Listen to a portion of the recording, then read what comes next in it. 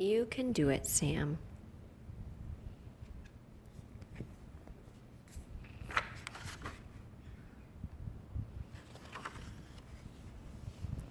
It happened one winter morning on Plum Street, and the moon was still up, making moonbeams and shadows on Plum Street. Do you see Sam's house? Yeah, me too. Right there.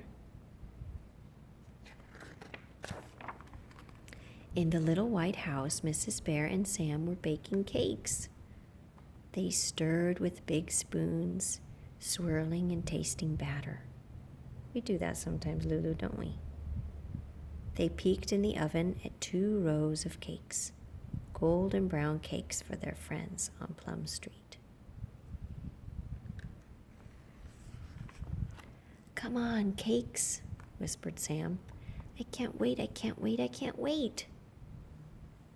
Mrs. Bear and Sam waited for cakes. "Now can we go, Mama?" "Now?" said Sam. "Soon," Mrs. Bear said. "Soon, Sam." Can you see the mice in this picture? I see 2 mice. They look kind of like they're dancing. Yeah, right there.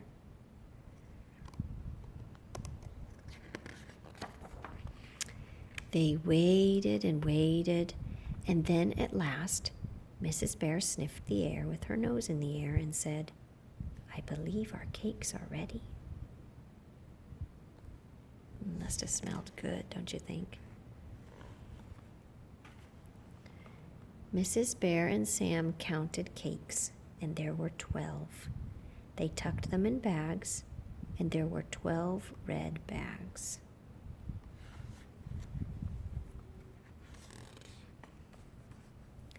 Outside, snow tumbled on houses and sprinkled the trees. It powdered the yard and Mrs. Bear's truck. Mrs. Bear and Sam climbed up in the truck that was green.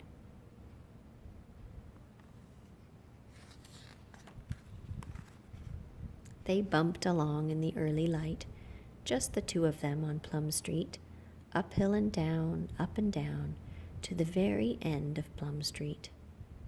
"Our friends will love my cakes," Sam told his mama. "Of course," Mrs. Bear said. Do you think it was Sam's idea to make these cakes and deliver them to their neighbors? It's an awfully nice thing to do. Mrs. Bear pulled up close to the first sleepy house. "Here we are, Sam.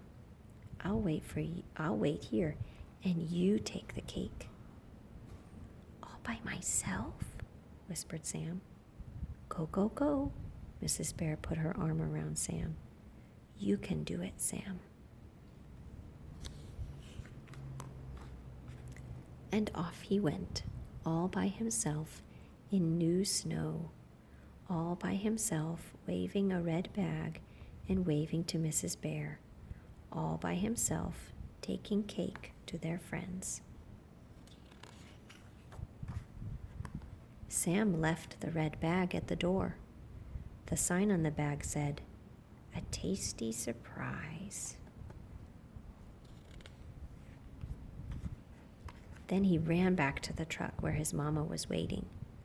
"I did it," said Sam. "Of course," Mrs. Bear said.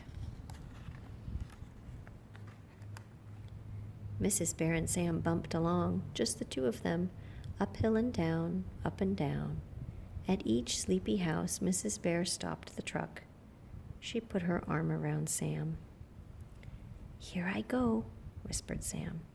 "Go, go, go," Mrs. Bear said. And off he went, making tracks in new snow, waving a red bag and waving to Mrs. Bear, leaving one tasty cake at each sleepy door. All by himself. Until they got home. There were 2 cakes left in 2 red bags. Said Mrs. Bear. "For us?" whispered Sam. "Of course," Mrs. Bear said. Mrs. Bear and Sam held hands on the path to the little white house. and the sun was just sunning up the little white house. "Hello, house," said Sam, and they went inside, kicking snow off their boots.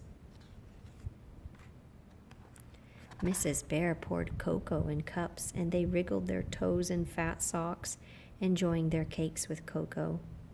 As their bellies filled up, they took turns telling stories.